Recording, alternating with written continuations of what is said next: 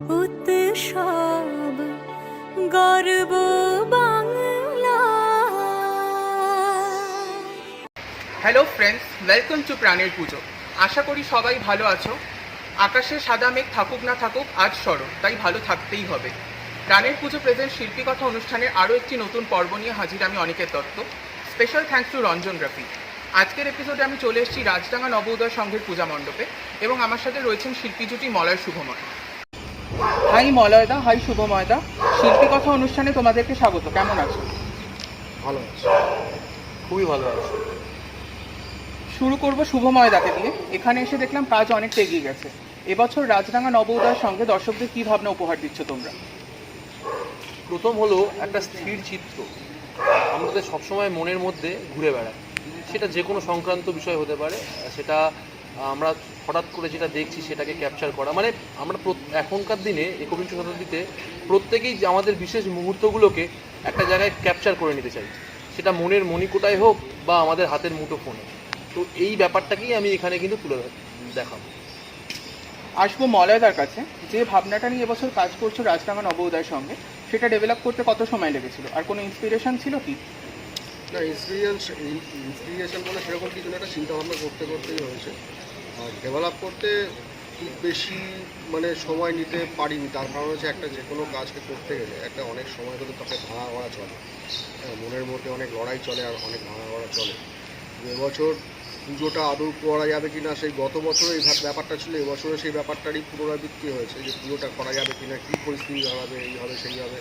করতে করতে সারা কলকাতার পুজো কর্মকর্তা অনেক পরে সিদ্ধান্ত নিয়েছিল, যখন নবোদয় সংঘ তার বাইরে ছিল। যখন সিদ্ধান্ত নিয়েছে মোটামুটি 7 দিনের মধ্যে আমাকে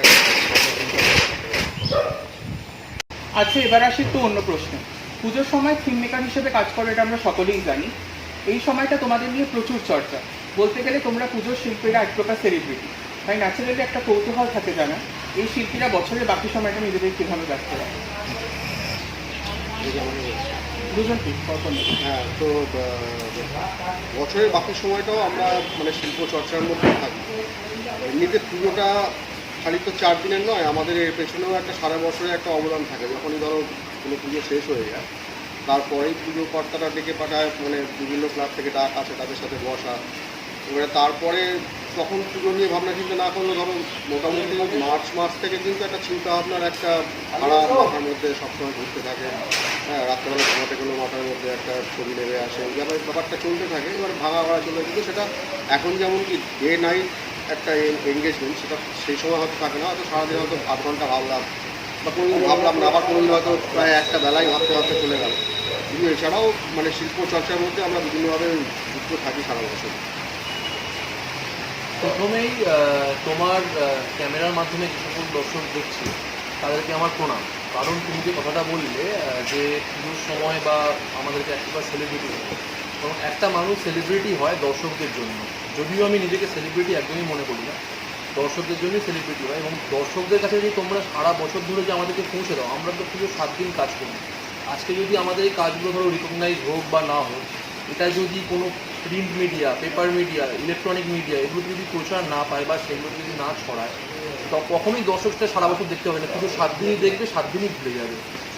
তো এই যে তোমরা যারা উৎসবের রানার, আমি একটা অলরেডি প্রোগ্রাম করেছি তোমাদেরকে নিয়ে উৎসবের রানার, যে ক্যামেরা করছে রঞ্জন, সেও উৎসবের রানার মধ্যে পড়ে।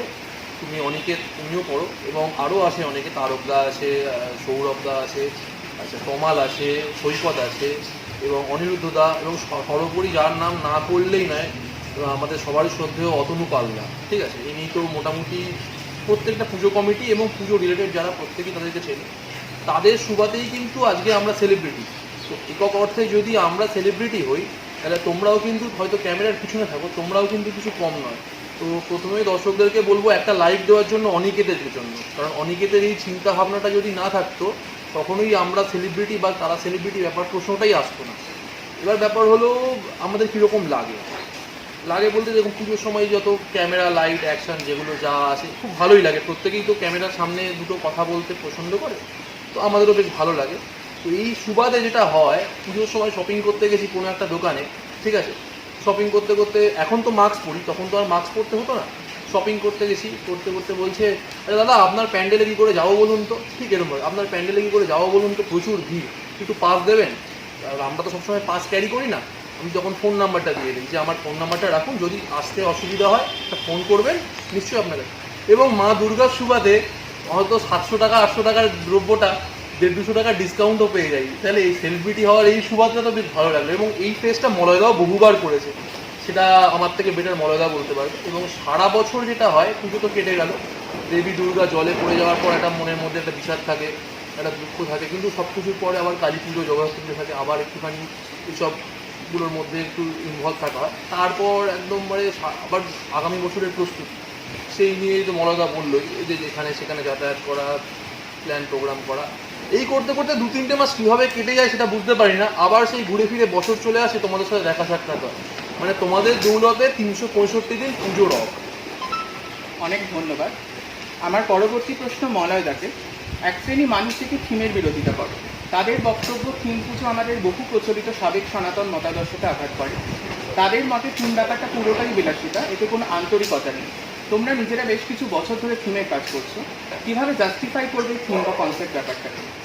তো আমার মনে হয় এই ব্যাপারটা যারা বিরোধিতা করে, আমি কাউকে অসম্মান করতে চাই না, কিন্তু আমার মনে হয় না যারা সাবেক পুজো করে তারা সকলেই থিমের বিরোধিতা করে। যারা মোটামুটি পড়াশোনা করেছে পুজো নিয়ে, মানে তাদের চর্চা আছে বা হিস্ট্রিটাকে দেখেছে, তারা আশা করি করা উচিত নয়, করবে না। কারণ আমি যদি একদম পেছনে চলে যাই, যখন যারা এই সাবেকি পুজোটা ধরো চালু করেছে, আমি তারও আগের দিকে যদি চলে যাই, তাহলে যখন মানে দুর্গা পুজোটা যখন সার্বজনীন রূপ পায়নি, যখন জমিদার বা মানে বনেদি বাড়ির কুক্ষিগত ছিল, তখন কিন্তু আজ থেকে আমি মানে একটা ইতিহাসের কথা বলছি, মানে 1-2 বছর ব্যাপারে, অনেক বছর মানে শতাব্দীর ব্যবধানে, কয়েক শতাব্দীর ব্যবধানে, তখন কিন্তু পুজোর ঠাকুরটা আঁকা হতো ছবিতে, একদম মানে দেওয়ালে ছবি এঁকে পুজোটা হতো। তখন কিন্তু ঠাকুরের মূর্তি তৈরি হতো না। এই নয় যে মূর্তি পুজো প্রচলিত ছিল না, তা নয়, কিন্তু দুর্গা পুজোটাকে ওইভাবে করা হতো। হ্যাঁ, বলতে পারো ওটা পটের ছবি বলতে পারো, কিন্তু কালীঘাটের এখনকার যে মানে মডার্ন পট নয়, তখন একদম মানে অ্যাবস্ট্রাক্ট ফর্মে হতো। তো সেই অর্থে যদি আমি বলি, তাহলে সাবেকি পুজো তো সেই সনাতন ধর্মকে আঘাত করে। আমি তো সেদিকে যাচ্ছি না। যখন সার্বজনীন রূপ পেলো, দুর্গাপুজোটা যখন সার্বজনীন রূপ পেলো মূর্তিপাড়ার মাধ্যমে, তখন কিন্তু একচালা ঠাকুর এলো, ওটা কিন্তু ওই জায়গাটাকে ভেঙে নিয়ে আসা হলো। এবং সার্বজনীন যাতে সবাই মিলে সেইখানে আনন্দ করতে পারে, সবার যাতে হৃদয় লাগে ব্যাপারটা, সেইটাকে যার জন্য মডিফিকেশন করা হলো, তার মানে ওটাও মডিফিকেশান।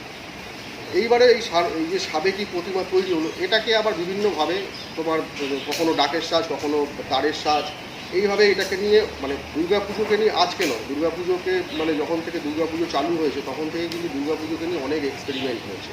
তখন থিম শিল্পী ছিল না, কিন্তু ঠাকুর নিয়েও অনেক ভাঙা করা হয়েছে। পরবর্তীকালে রমেশ পাল এসে 1 চালা থেকে 5 চালা করেছে, তাহলে তখনও তো কথা ওঠে না। আজকে দিনে এই ব্যাপারটা খুব মানে আমি মনে করি যে খুব নিম্নবর্গীয় চিন্তাভাবনা হলে এই ধরনের কথাবার্তাগুলো উঠে আসে। না হলে আমি বলছি, আমরা কিন্তু যারা থিম শিল্পী তারা কিন্তু সাবেকি পুজোকে কখনোই ছোটো করে দেখি না। আমি মনে করি আজকের দিনে দুর্গা পুজো বিশ্বায়নের পথে গেছে, তার কারণ হচ্ছে এত সংখ্যায় দুর্গা পুজো, যে বনেদি বাড়ির পুজো, সাবেকি পুজো, থিমের পুজো সব মিলিয়ে আমি পশ্চিমবঙ্গ ছেড়ে দিলাম, কলকাতাতে এই যে ধরো প্রায় 4 থেকে 4.5 হাজার দুর্গা পুজো হয়। খালি যদি থিমের পুজো হতো গোটা 200-500, তাহলে কিন্তু পুজোটা আজকে বিশ্বায়নের পথে যেত না, সারা কলকাতা কিন্তু আলোকিত হতো না। কয়েকটা থিমের পুজোর উপরে ডিপেন্ড করে কলকাতা শহর আলোকিত হতো না। আজকে এতগুলো পুজো, সাবেকি তোমার বাড়ির পুজো, থিমের পুজো, যার জন্য স্যাটেলাইট থেকে কলকাতা দেখলে পুরো আলোকোজ্জ্বল মনে হবে।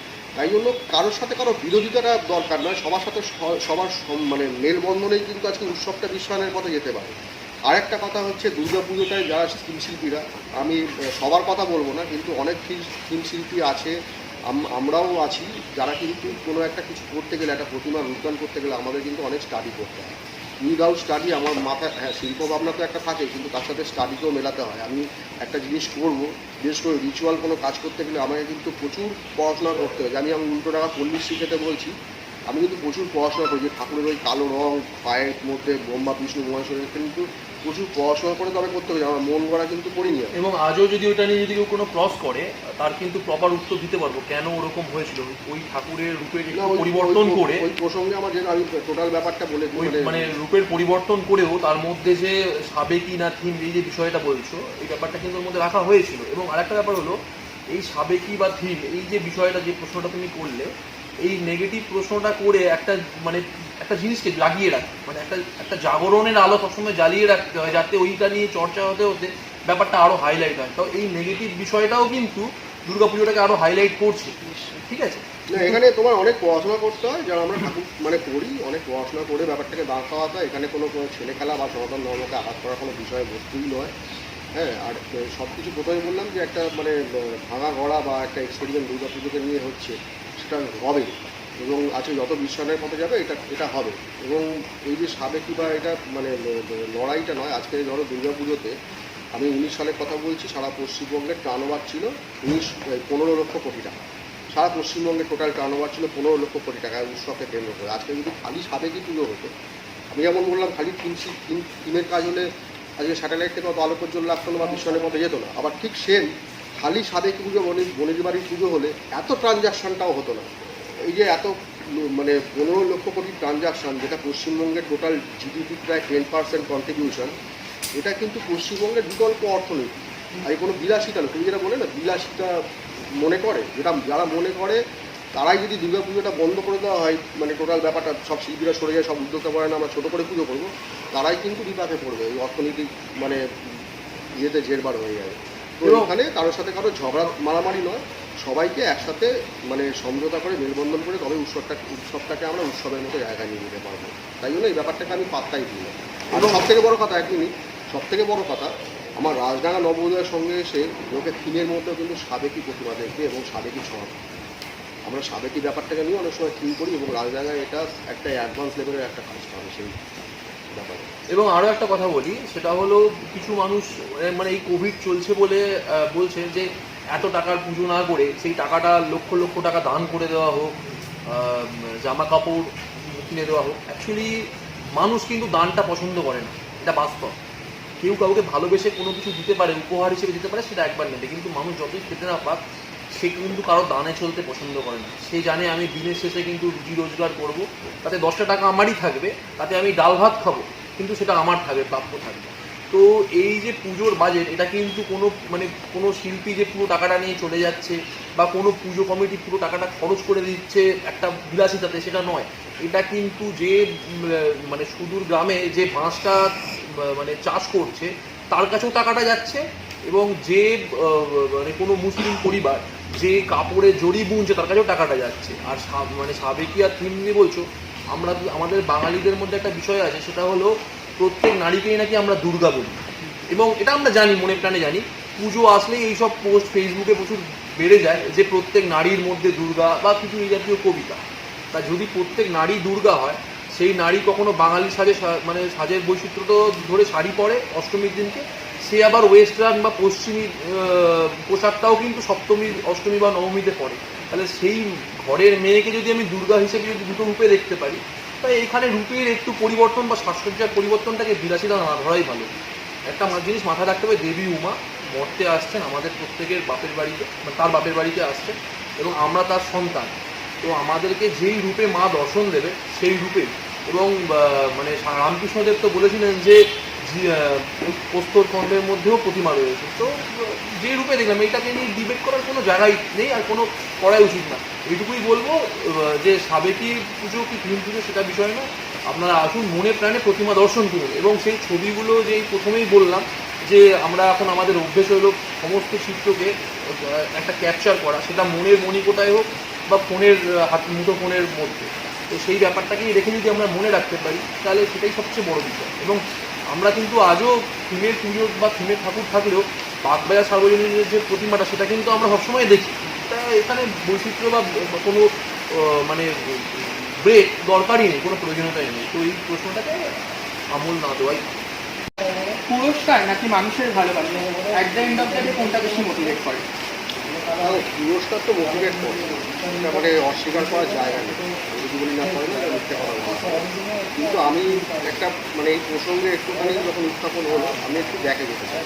আজকে ধরো যদি পুরস্কার না থাকে, খালি মানুষের ঢল, মানুষ বললো বাহ খুব ভালো হয়েছে, তাহলে কিন্তু পুজোগুলো এত বড় জায়গায় যেত না। কারণ হচ্ছে আজ থেকে ধরো আমি 30 বছর আগে আমি আমার যারা সিনিয়র তাদের মুখেই শোনা, একটা টাইমে কলকাতা দুর্গা পুজো ধরো যখন পুরস্কার চালু হয়নি, আমি বলছি 1985 সালে একটা কোম্পানি প্রথম এসেছিল যখন পুজোটাকে নিয়ে সাহস সম্মান চালু করেছিল, আমি কারোর নাম করছি না এখানে।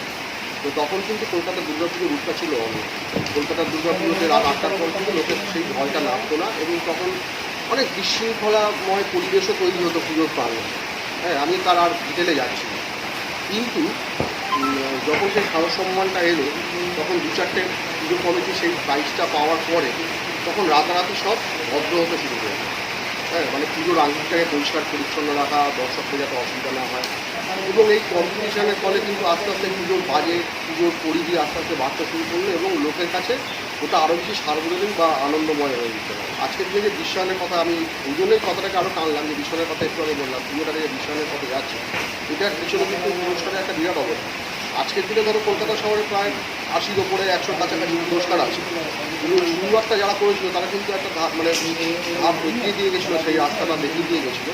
আজকের দিনে কিন্তু কলকাতার বলো বা আমার কলকাতার বাইরেও দেখেছি, আমি বিভিন্ন জায়গায় পুজো করতে গিয়ে তারা কিন্তু এই উৎসবটাকে প্রাণবন্ত করে তোলার জন্য, মানুষের কাছে পৌঁছে দেওয়ার জন্য, তা এখন আর কিন্তু বাইরে থেকে ভদ্রতা দেখাতে হয় না, এখন সবাই অটোমেটিক মানে কী বলবো, বিবর্তনের মাধ্যমে, অভিযোগের মাধ্যমে নিজেরা সত্যি সত্যি বন্ধ হয়ে গেছে, এবং পুজোটাকে সেই জায়গায় নিয়ে যেতে পেরেছে। ফলে এই কম্পিটিশান একটা সুস্থ প্রতিযোগিতা, তো তার কিন্তু কোনো ইয়ে নেই। এই সুস্থ প্রতিযোগিতার যে আজকের পুজোগুলো কী হয়েছে, অনেক বেশি ডেভেলপ করেছে অর্থনৈতিক দিক থেকে এবং সামাজিক দিক থেকে। ফলে কী হয়েছে, আজকে কিন্তু তার জন্য পুজোটা মানে একটা জায়গায় গেছে, যেটাকে নিয়ে আমরা বিশ্বায়নের জন্য লড়াই করছি বা সেই নমিনেশনে গেছে। এবারে কথা হচ্ছে যে হ্যাঁ ঠিক আছে, পুরস্কার তো ঠিক আছে, পুরস্কারও হয়েছে, পুজো বড় হয়েছে, আমরাও ভালো কাজ করছি, একটা কাজের ভালো কাজ করার একটা প্রবণতাও থাকে তার জন্য, যে না এটা করতে হবে, এরকম নতুন কিছু ভাবনা চিন্তা করা। কিন্তু সবার শেষে যখন পুরস্কারের পালা শেষ হয়ে যায়, ধরো ষষ্ঠী, ম্যাক্সিমাম সপ্তমী, তারপরেও কিন্তু ধরো পুরস্কার প্রচুর পেয়ে গেলাম, এবারে মানুষ জমে এলো, কিছুই বুঝতে পারলো না, দেখে চলে গেল, হ্যাঁ, তাহলে কিন্তু তখন কিন্তু মন ভরবে। কিন্তু আলটিমেটলি একটা জায়গায় যে পুরস্কারটা বন্ধ হয়ে গেল, সেই মনে আনন্দ রেস্টটা থাকবে। তারপরে যখন দর্শকের ঢল অষ্টমী নবমীতে, হ্যাঁ, তারা যখন এসে এক কথায় বাহ এই প্যান্ডেলটা একদম দারুণ হয়েছে, মানে সব থেকে ভালো, এটা কমন কথা, মানে সব প্যান্ডেলে গিয়ে ওরাই বলছে বাহ এটা সব থেকে ভালো হয়েছে। কিন্তু ওই যে ওই সময় তাদের মনের মধ্যে ওটাকে গ্রাস করে নিয়েছে পুরো প্যান্ডেলটা বা ওই কাজটা। তো আলটিমেটলি দর্শকের ভালোবাসা বা দর্শকের ওই বাহ এই কথাটা কিন্তু অনেক বেশি নতুন। আমার ক্ষেত্রে চিন্তাভাবনাটা একটু অন্যরকম, মানে ব্যাপারটার মধ্যে সামঞ্জস্য থাকলেও একটু অন্যরকম। সেটা হলো প্রথম হলো আমার মানুষের পদক্ষেপ, কারণ আমি একটা কাজ করছি, সেটা পুরস্কার পেলো কি পেলো না সেটা কিন্তু পঞ্চমী ষষ্ঠী অবধি থাকবে। ষষ্ঠীর সময় যখন কোনো পুরস্কার আসেনি, তখন পুজো কমিটির কিন্তু অটোমেটিকলি মনটা খারাপ হয়ে যাবে। কিন্তু সেখানে যখন লক্ষ লক্ষ মানুষ আসবে, পাটাতনটা ভেঙে যাবে, তার মধ্যে একটা আলাদা আনন্দ আছে। এবং এই আনন্দটা আমি ফিল করেছিলাম 2016 সালে আসানসোলে, ঠিক আছে। তার আগে আমি পুজো করেছি যেই জোনগুলোতে, তোমরা জানো নিশ্চয়ই বা অনেকেই জানে, পল্লী মঙ্গল ছবিতে একটা ভালো দর্শক পেয়েছিলাম, তো তারপর রামমোহন সম্মেলনীতে একটা ভালো দর্শক পেয়েছিলাম। কিন্তু আসানসোলে গিয়ে আমি যে দর্শকটা দেখেছিলাম, আমি তোমাকে বলছি আজ কলকাতার মানুষজন ভাবতে পারে না ওরকম দর্শক হতে পারে। মানে সেখান থেকেই আমার এই চিন্তা ভাবনাটা, ওই যে বার্নপুর রোডের মাঝখানে ডিভাইডেশন, ঠিক আছে, তোমার 3 ফুটের একটা ডিভাইডেশন বা বাউন্ডারি, তার দুদিকে মানে যারা শুনছে তারা, যারা আসানসোল গেছে তারা জানে, দুদিকে প্রায় 30 থেকে 35 ফুট হবে না রাস্তাটা চওড়া, দুদিকে দুটো লেন, একটা মানে বোথ ওয়ে, এদিকে আসা যাওয়া। ওই দুটো রাস্তা দিয়ে মানুষ মানে তলায় যদি কেউ পড়ে যায়, সে পুরো একদম পদস্পৃষ্ট হয়ে যাবে। ওরকম কাতারে কাতারে মানুষ প্যান্ডেলের গেটের সামনে আসছে, আর প্যান্ডেলের গেটটা ছিল আমার 24 ফুট চওড়া, ঠিক আছে। ওই 24 ফুট চওড়া দুদিকে রাস্তাটা থেকে এসে, ঠিক মানে আমি তোমাকে বলছি অষ্টমীর দিন রাত্রিবেলা কলেজ স্কোয়ারে ঢুকবার সময় যেই পজিশনটা হয়, ঠিক আছে, একদম কলেজ স্কোয়ারের গেটের মুখটায় ওই রকম একটা ভিড়, সেটা হলো প্রায় 50 ফুট। এবং ওই 24 ফুটের এসে মিট করছে, করে ওখান থেকে ঢুকছে, মানে আমি বলছি তোমাকে, ওই দর্শকটা আমি ক্যালকুলেশন করিনি, কিন্তু ওদের কাছে শুনেছিলাম যে ওখানে প্রচুর দর্শক হয়, সেই রকমভাবে প্ল্যাটফর্ম অ্যারেঞ্জ করেছিলাম। সেখানে ধরে রাখো কলকাতাতে যেটা মানুষের একটা বিতর্ক থাকে যে আমাদের প্যান্ডেলে ঢুকলেই বাঁশি বাজিয়ে বের করে দেওয়া হয়, তো কিছুই বাঁশির আওয়াজ নয়, অন্তত ধরে রাখো 30-40খানা বাঁশি কানের সামনে এরকমভাবে টিক টিক করে বেরিয়ে যাচ্ছে, এবং সেই লাঠিগুলো নড়ছে, এই চলো চলো চলো চলো চলো, এই যে শব্দটা, এই শব্দটা যে মানুষজন শুনেছে, মানে দর্শক না, পুজো কমিটি, তাদের মনের মধ্যে যারা শুনছে, সব যে পুজো কমিটিরা এই দর্শকটা শোনে, মানে এই সাউন্ডটা শোনে দর্শকের এবং ওই বাসির সাইডে, তাদের মনের যে অনুভূতি, তাদেরকে যদি তুমি প্রশ্নটা করো পুরস্কার না পাবলিকের ঢল, তারাই প্রপার অ্যান্সার দিতে পারবে। আর পুরস্কার তো দেখো, কাজ করছি স্বীকৃতি পাওয়ার জন্য, কিছু পুরস্কার পেয়েছি, আশা করি মা দুর্গার থেকে ভবিষ্যতেও কিছু পাবো, কিন্তু এই দর্শকের পুরস্কারটা যেন কোনোদিন বঞ্চিত না হয়, তাই জন্য যেই সকল দর্শক আমাদের পুজো মানে কলকাতার দুর্গা পুজো দেখেন, তাদেরকে আমার একটা প্রণাম। পুজোর আগের কটা মাস প্রবল ব্যস্ততার মধ্যে দিয়ে কাটে, পুজোর 5টা দিন কি করে? পুজোর 5টা দিন একটু মিশ্র অনুভূতি থাকে, যেমন মানে একটা তো শরীরে একটা মানে কী বলবো ক্লান্তি থাকে, মানে যেটা প্রিয় কাজ হয়ে গেল, ধরো তোমার মোটামুটি মহালয়া খুব বেশি হলে প্রতিবার দ্বিতীয়া পর্যন্ত কিছু সময় হয়তো বেশি কাছে যেতে হয়। এই মহালয়া থেকে একটা রাত জাগার একটা ব্যাপার চলে আসে, প্রায় মহালয়া ঠিক নয় দ্বিতীয়া থেকে, তার কারণ হচ্ছে জাজেস, মানে যে জাজেসরা আছে তাদেরকে বোঝানো এ করা, এবং এইটা প্রায় ধরো সন্ধ্যে থেকে পরের দিন ভোর পর্যন্ত প্রায় কন্টিনিউ রাত জাগাই চলে। হ্যাঁ, এইটা এবারে তখন কাজ মোটামুটি শেষ, কিন্তু যে মানে তখন যে যারা আসছে কমিটির লোক হোক বা সামান্য দু একজন হয়তো বাইরের লোক আসছে, তখন পুজো হয়তো ওপেন হয়নি, কিন্তু ওই যে মানে ভালো হয়েছে এই ব্যাপারটা, যখন মানে খারাপ হয়েছে এটা কখনো আমাকে শুনতে হয়নি অ্যাকচুয়ালি, ভগবানের মায়ের কৃপা। তো ভালো হয়েছে ব্যাপারটা শুনতে শুনতে তখন ভেতরেও একটা মানে নিজের প্রতি নিজের একটা কাজের প্রতি একটা মানে জন্মায়। তো তখন ওই যে একটা ক্লান্তি থাকে, প্লাস হচ্ছে ওই জাজেসদেরকে বুঝিয়ে বুঝিয়ে সারা যাওয়ার পরে সকালবেলা তো ঘুমিয়ে পড়লাম, কিন্তু বেশিক্ষণ ঘুমাই না, ঘুমাতে পারি না, আবার সেই ডাকলো অমুকে এসছে তমুকে এসছে, তখন তো এলাম। তো এইসবভাবে করতে করতে মোটামুটি ধরো পঞ্চমী অবধি কেটে যায়। তারপরে যেটা হয় ওই মানে বাড়িতে তো যাওয়াই হয় না, মানে পুজোর পরে যে বাড়িতে গিয়ে একটু বিশ্রাম নিতে তাও নয়, পুজোর প্যান্ডেলেই যেখানে যেখানে কাজ হচ্ছে সেখানেই থাকা, বিশেষ করে সন্ধ্যের পরে। হ্যাঁ, দর্শকরা যে আসছে ঢুকছে, এই যে লক্ষ লক্ষ লোক আসছে কাজটা দেখছে, হ্যাঁ এই ব্যাপারটা, এবং আমি নিজেও অনেক সময় না মানে মানে মজা করেই করেছি, তোমাকে শেয়ার করছি, মানে তোমার মানে লাইভ মানে তোমার দর্শকদের জন্য এটা শেয়ার করছি, যে আমি ইচ্ছে করে ধরো মানে যে যেমন তখন তো নতুন নতুন শিল্পী যেটা সব যুক্ত হয়েছে, তারা হয়তো সবাই তো আমাকে চেনে না। হ্যাঁ, আমি ইচ্ছে করে হয়তো ঢুকতে গেলাম, দাদা যাবেন না, হ্যাঁ যাওয়া যাবে না, এই ব্যাপারটা যে তখন পর্যন্ত আগে মানে ঠিক পঞ্চমী মানে ওপেনিংয়ের আগে পর্যন্ত বলতে গেলে আমি মালিক ছিলাম, আমি ক্লাব, সে ক্লাব তো ঠিক আছে, তখন আমি যা বলবো সেটাই হয়েছে, কিন্তু তখনই যে আমাকে আটকে দিচ্ছে, যেতে দিচ্ছে না, প্রচণ্ড ভিড়, আমি আটকে গেছি, এই ব্যাপারটা খুব মজা লাগে। তো যাই হোক, তখন ওই মানে মিশ্র প্রতিক্রিয়া মানে মিশ্র অনুভূতি থাকে। হ্যাঁ, মানে ভালো মন্দ সব কিছুই থাকে, কিন্তু এনজয় করি, খুব এনজয় করি। প্রথমেই বলি, আমি কিন্তু পুজোর 5টা দিন প্রচুর আনন্দ করি, মানে আমাকে যদি কেউ সামনে থেকে দেখে তুমি জানে আমি কিরকম আনন্দ করি। পুজো শেষ, কম্পিটিশান শেষ, সোজা কথা বল, পুজো বছরে একবার আসে। আমার লাইফ থেকে দুখানা পুজো ছিল, যেটা হলো 2016 পুজোটা আমার ডেঙ্গু হয়েছিল, আর 2019 পুজোতে আমার পা ভেঙে গেছিল। তো আমি ওই দুটো বছর পুজোতে কিন্তু খুব একটা আনন্দ করতে পারিনি, কিন্তু তার মধ্যেও যারা আমাকে দেখেছে তারা জানে আমি নবমীর দিনকে বেরিয়ে 2016 সালে ডেঙ্গু থেকে জাস্ট উঠেছি, মানে আমার ডেঙ্গুটা হয়েছিল মহালয়ার পরের দিন থেকে, এবং আমার প্লেটলেট অনেক ডাউন ছিল। আমি অষ্টমীর দিনকে বেরিয়েছি, হয় শরীরে এনার্জিটা অনেক কম ছিল, অষ্টমীর দিন বেরিয়ে টালাবাড়ি দেখেছি, আচ্ছা ওইদিকে তোমার হাতিবাগা সব এগুলো ঘুরে ঘুরে ঘুরে ঘুরে পায়ে হেঁটে দেখেছি, তারপরে ক্লান্ত হয়ে গিয়ে বাড়ি চলে গেছি।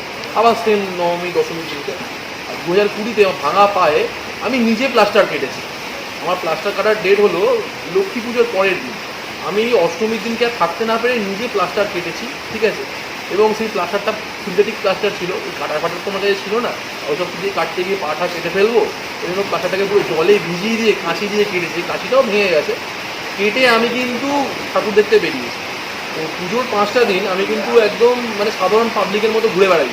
আমার কাছে ওরকম স্পেসিফিকেশান নেই যে কে এশিয়ান পেন্স পেলো, মানে আমি সারো সম্মানের নাম করে বলছি, অনেকে ওই সারো সম্মান পাওয়া বা শর্টলিস্ট পুজোগুলোকেই দেখতে যায়। আমার কাছে ওরকম কোনো ম্যান্ডেটারি কোনো বাধ্যবাধকতা নেই। আমি সব পুজো কমিটি আমার রুটে যা পড়ে, ছোট বড় মাঝারি ওসব কিচ্ছু ভাবি না, আমি যাই ঠাকুর দেখি, ঠিক আছে, বেশ ভালো লাগে। যেসব পুজো কমিটির লোকজনরা চেনে সেখানে তো ঘুরতে খুবই সহজ ব্যাপার, যারা চিনি না তাদেরকে পরিচয়ও দেই না, আমি চুপচাপ যাই, ওই লাইন দিয়ে গিয়ে ঘুরি, এবং একটা আলাদা আনন্দ আছে। এবং সেই আনন্দটা আমি পুরো একদম বিসর্জনের আগের দিন অবধি আমি পুরো করি। এবং আমাকে ফোন করলে মলাগার মাঝে মাঝে ফোন, কোথায় আসছেন ঠাকুর দেখতে, কোথায় আলাম এই জায়গায়, এখন এই রুটটা কভার হয়নি। এবং আমার বেশ কিছু বন্ধুবান্ধব আছে যারা আমার সাথে ঘুরে বেড়ায়, তারা আমাকে ছাড়া বেরোবে না। এবং আমি বাইক নিয়েও ঘুরেছি, 4 হুইলার নিয়েও ঘুরেছি, ইভেন আমি মানে একদম গড়িয়াহাট থেকে এই রাজডাঙ্গা পুজো করছি এবছর, এখানে পায়ে হেঁটে পর্যন্ত ঠাকুর দেখতে এসেছি পুজোর মধ্যে, ঠিক আছে। এই ব্যাপারটা আমি করি, ওগুলো আমার খুব ভালো লাগে। আর রাস্তায় ফুচকা খাওয়া, আইসক্রিম খাওয়া, ঠিক আছে, এগ রোল, মোগলাই, বিভিন্ন কোনো রেস্তোরাঁয় গিয়ে খাওয়া, সব এভরিথিং, পুজো আসলে সব কিছু ভুলে যাই, ঠিক আছে, একদম 5 দিন ছুটিয়ে আনন্দ করি। খুব ভালো লাগলো তোমাদের সাথে কথা বলে। সবশেষে এটা চাইবে এই ভিডিওটা যারা দেখবে তাদের উদ্দেশ্যে কিছু বলো, তোমাদের একটা শর্ট মেসেজ। প্রাণের পুজোর সমস্ত দর্শককে প্রথমেই আমি মানে আমার প্রথমেই জানানো হয় না, আমি সেটাই জানাচ্ছি আগাম ভালো শুভেচ্ছা, এবং সবাই সুস্থ থাকুন, ভালো থাকুন, এবং যেটুকু সরকারি পুঁজি আছে সেটাকে মেনে আপনার পুজোটাকে উপভোগ করুন এবং পুজোটা ভালোভাবে থাকুন, এই আমার প্রাণের পুজোর সমস্ত দর্শক যারা দেখছে তাদেরকে প্রথমেই বলবো, আপনারা দেখুন, অন্যদের দেখার সুযোগ করে দিন, একটু পেজটাকে শেয়ার করবেন, একটু লাইক দেবেন যাতে অন্যরা দেখতে পায়। কারণ সবার পক্ষে তো আর কলকাতায় এসে পুজো প্রস্তুতিটা দেখা সম্ভব হয় না, বা ইলেকট্রিক টাইম যেই টাইমে এবিপি আনন্দ 24 ঘন্টাতে পুজো ব্যাপারটা সবার পক্ষে সম্ভব হয় না। এখন তো ইলেকট্রনিক মিডিয়া, ফেসবুকের মাধ্যমে তো মানুষ সমস্ত কিছু দেখে। তো কিছু পুজো প্রস্তুতি অনেকের প্রাণের পুজোর মাধ্যমে আপনাদের সঙ্গে তুলে ধরছে, সেটাকে আপনারা দেখুন এবং অন্যদের দেখে সাহায্য করুন, তাদেরও কিছু ভালো লাগবে। তারপর নিশ্চয়ই ও পরবর্তী সেগমেন্টে পুজো প্যান্ডেলের পুরো ভিডিও নিয়ে মিটটা আসবে, একদম কনফার্ম। কারণ উৎসবে রানার ওদেরকে প্রথমেই আমি তকমাটা দিয়েছি এবং ওরাই পুজোটাকে পরিচালনা করে। তাছাড়াও আরেকটা কথা বলবো, আপনারা আসুন যত সরকারি বিধি মেনে রাজডাঙ্গা নবগ্রহের সঙ্গে আসবেন, আশা করবো রাজডাঙ্গা নবগ্রহের সঙ্গে আসবেন। এবং এখানে যে পুজোটা করতে চলেছি একটুখানি বলে দিই, এটা কিন্তু এই উৎসবে রানারদেরকেই নিয়ে একটা কাজ, ফটোগ্রাফারদেরকে নিয়েই কাজ। এবং এই চিত্রটা প্রথমেই বলেছি, এই চিত্রটা মানুষের মনে সারা বছর এবং যারা ফটোগ্রাফার তারা কিন্তু প্রত্যেকে এখানে আসবে, এটা আমি মানে তাদেরকে আমি আমন্ত্রণ করি আর নাই করি, আমি সবাইকে তো পরিচিত ছিল না। যারা দেখছেন তাদের কিন্তু, যারা ক্যামেরাতে কোনো ছবিকে ক্যাপচার করেন তাদের এখানে আসতে হবে, এটা আমি একদম কনফার্ম করবো। তো আসুন দেখুন এবং অবশ্যই প্রাণের পুজো পেজটাকে শেয়ার করবেন এবং লাইক করুন, যাতে একটু ভিউয়ার বাড়ে, তাহলে সবাই দেখতে পাবে এবং ব্যাপারটা আরও বেশি স্টাবলিশমেন্ট হবে। কলকাতা দুর্গা পুজো শুধু ওর যা আমি ওখানে আলোচনা করলাম, কলকাতা দুর্গা পুজো শুধু নয়, ও জেলার পুজো নিয়েও আসবে, মানে আপনাদের কাছে 30 দিনের একটা কমপ্লিট প্যাকেজ। তো একটু লাইক শেয়ার করবেন। অনেক ধন্যবাদ। কথা বলে নিলাম শিল্পী মলয় শুভময়ের সাথে, যা বোঝা গেল বেশ ভালো চমক থাকছে এবছর রাজডাঙ্গা নবোদয়ের সঙ্গে, তাই মিস করলে চলবে না। পুজোর সময় অবশ্যই আসতে হবে রাজডাঙ্গা নবোদয় সংঘের পূজা মণ্ডপে। ভিডিও শেষ করার আগে আমি রিকোয়েস্ট করবো আমার ক্যামেরা পার্সনকে প্যান্ডেলটা একবার ঘুরে দেখাতে। আজকের আড্ডা এই পর্যন্তই, ফিরবো আবার একটি নতুন পর্ব নিয়ে। Till then stay safe. ক্যামেরায় রঞ্জন চ্যাটার্জির সাথে আমি অনিকেত দত্ত।